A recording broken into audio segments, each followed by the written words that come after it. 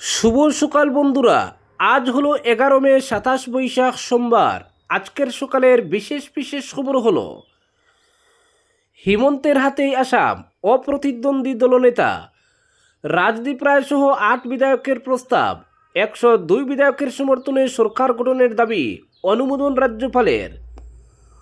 দুবার মুখ্যমন্ত্রী হিমন্তের যোগ্যতাকে সম্মান বিজেপি নেতৃত্বের, নিজেকে আমূল বদলে মোদী শাহর বর্ষা অর্জন। সংযতভাবে জ্বালানি ব্যবহার করুন, দেশবাসীকে জরুরি বার্তা প্রধানমন্ত্রীর। পশ্চিম এশিয়ায় যুদ্ধ পরিস্থিতির জের, তীব্র জ্বালানির সংকটের আশঙ্কা। শেষ হচ্ছে রাশিয়া ইউক্রেন যুদ্ধ, সমঝোতার ইঙ্গিত পুতিনের। জেলেনস্কির সঙ্গে বৈঠক নিয়েও বার্তা, বাড়ছে শান্তি চুক্তির জল্পনা। কেরলে মুখ্যমন্ত্রী বাছাইয়ে কঠিন পরীক্ষায় কংগ্রেস। 4 বারের বিধায়ক কমলাক্ষের হাত ধরে মন্ত্রিত্বের খোরা কাটুক কাটিগোড়ার সরব সমর্থকরা। জল নিষ্কাশনে প্রতিবন্ধকতা, দাবিতে 500 বিঘা কৃষি জমি জলের তলায়। এবং সর্বশেষ খবরটি হল শ্রীভূমি সীমান্তে কড়া নজরদারি, দিনরাত টহলে পুলিশ বিএসএফ। অবৈধ কার্যকলাপ রুখতে জিরো টলারেন্স নীতি। এবারে শুনুন বিস্তারিত খবর। 4 বারের বিধায়ক কমলাক্ষের হাত ধরে মন্ত্রিত্বের খোরা কাটুক কাটিগোড়ার সরব সমর্থকরা। মন্ত্রী চাই, ভোটের ফলাফল ঘোষণার পর থেকেই কাটিগোড়া থেকে উঠে আসছিল এমন দাবি। বিজেপি করানা থেকে শুরু করে সাধারণ ভোটারের মুখ থেকে শোনা যাচ্ছিল এমন কথা।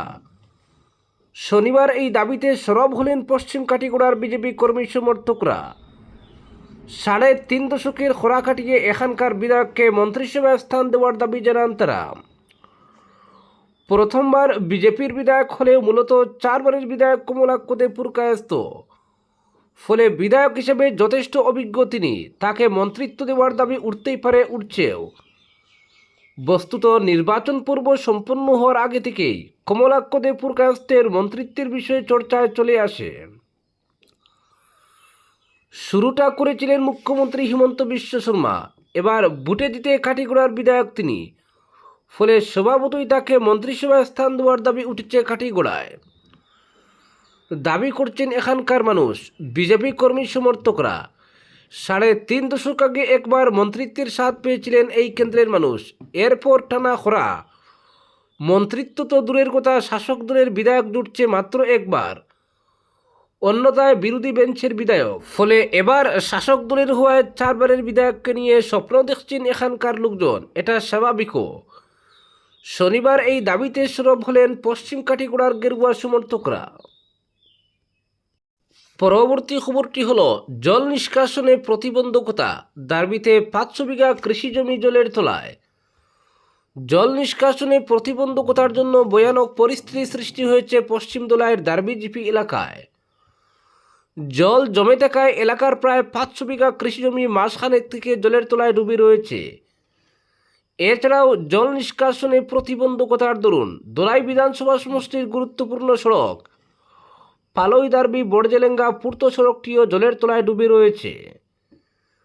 রবিবার এলাকার জনগণের পক্ষে রামপ্রসাদ খটিক, দুর্গাচরণ পাশি এবং রামস্বরূপ কুর্মী বলেন, তারনাথপুর থেকে 5 নম্বর বস্তি পর্যন্ত বিশাল এলাকা জলের তলায় ডুবে থাকায় এলাকার শত শত দরিদ্র কৃষকের মাথায় হাত পড়েছে। গরু মহিষ ঘাস খাওয়ার স্থান পাচ্ছে না। পালই দারবি বড়জেলেঙ্গা পূর্ত সড়কটিও জলের তলায় ডুবে থাকায় 5 কিলোমিটার এলাকা ঘুরে জনগণকে চলাচল করতে হচ্ছে। গত 3 বছর ধরে জনগণ এই সুবিধা বুক করলেও জনপ্রতিনিধিদের কোনো খবর নেই। এলাকার জল নিষ্কাশনের নালাগুলো পরিষ্কার করতে কেউ এগিয়ে আসছেন না। ঘটনাটিকে নিয়ে সাংসদ, বিধায়ক, বিডিও এবং পঞ্চায়েত কর্তাদের কাছে বারবার স্মারকপত্র প্রদান করা সত্ত্বেও কোনো কাজ হয়নি বলে এদিন অভিযোগ তোলেন এলাকার ক্ষুব্ধ জনগণ। পরবর্তী খবরটি হল দুবার মুখ্যমন্ত্রী হিমন্তের যোগ্যতাকে সম্মান বিজেপি নেতৃত্বের। কংগ্রেসে থাকতেও রাজ্যের উন্নয়নের স্বপ্ন দেখতেন তিনি। সরকারের বিভিন্ন যুগান্তকারী প্রকল্পের সূচনা হয়েছে তার হাত ধরে।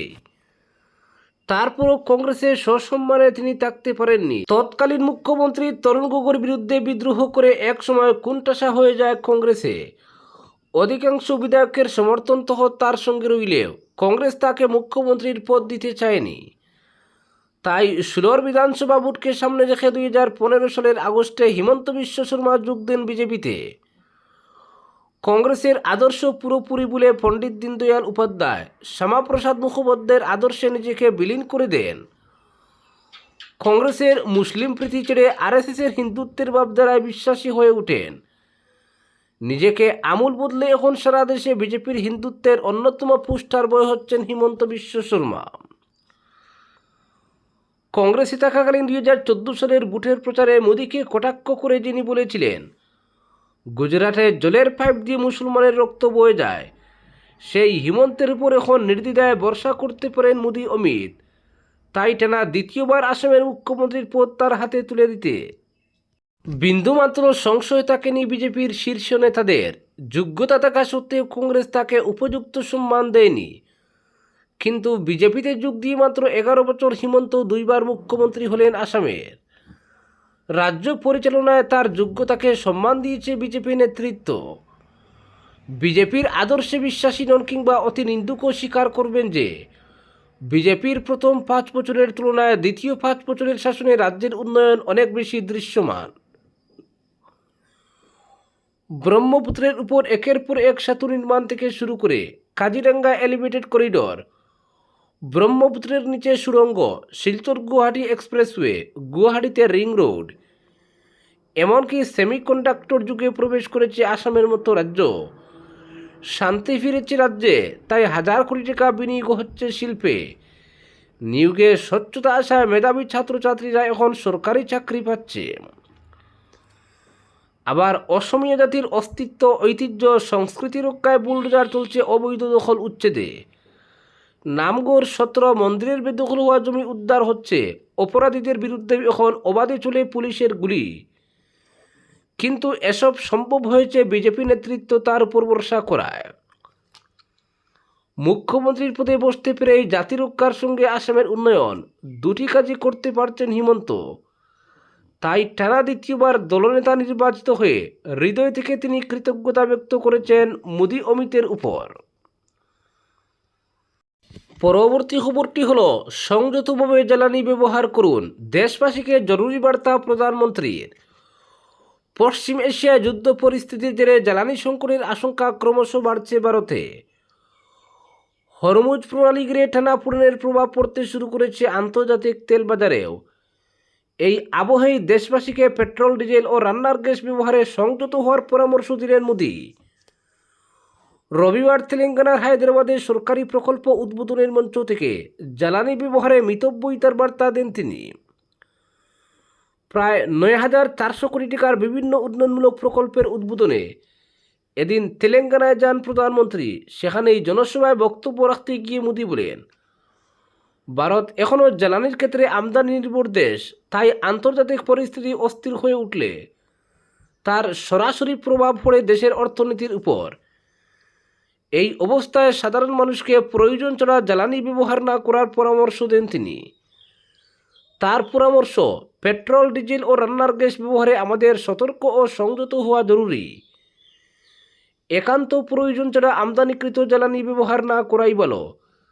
তার কথায় এতে যেমন বৈদেশিক মুদ্রার সাশ্রয় হবে, তেমনি আন্তর্জাতিক সংকটের প্রভাবও কিছুটা কমানো সম্ভব হবে।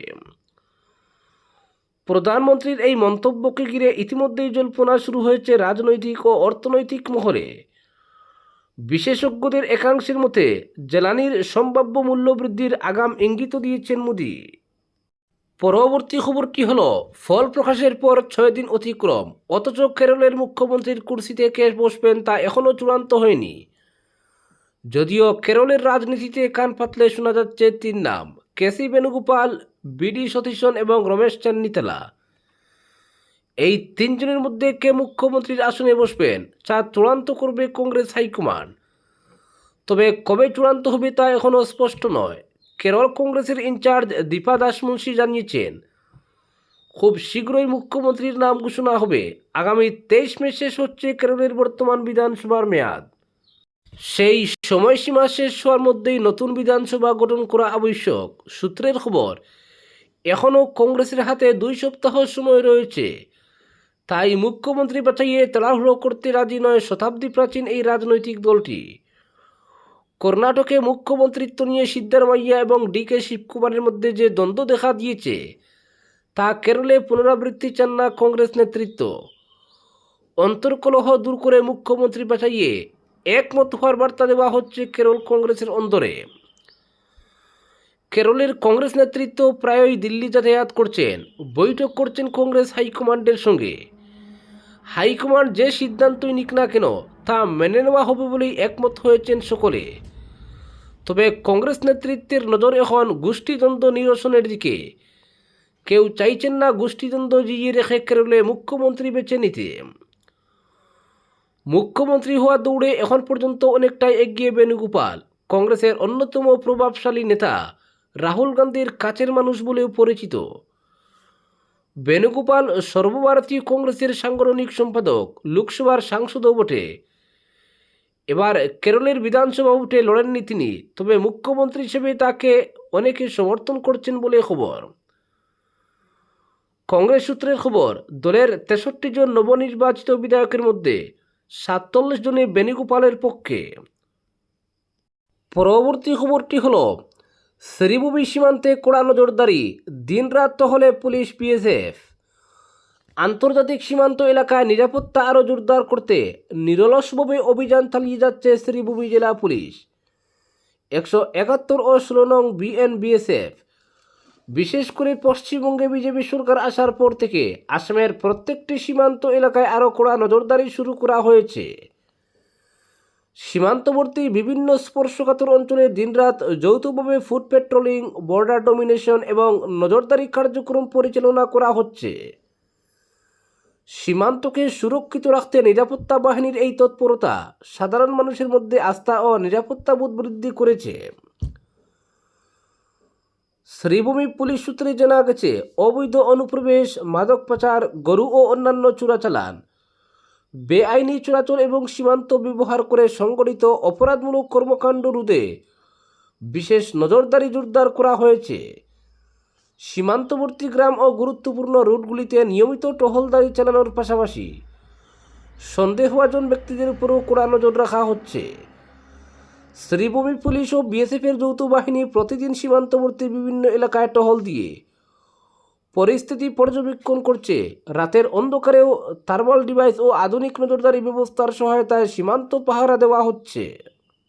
নিরাপত্তা বাহিনীর এই সক্রিয় ভূমিকার ফলে সীমান্ত এলাকায় অপরাধমূলক কর্মকাণ্ড অনেকাংশে নিয়ন্ত্রণে এসেছে বলে প্রশাসনের দাবি।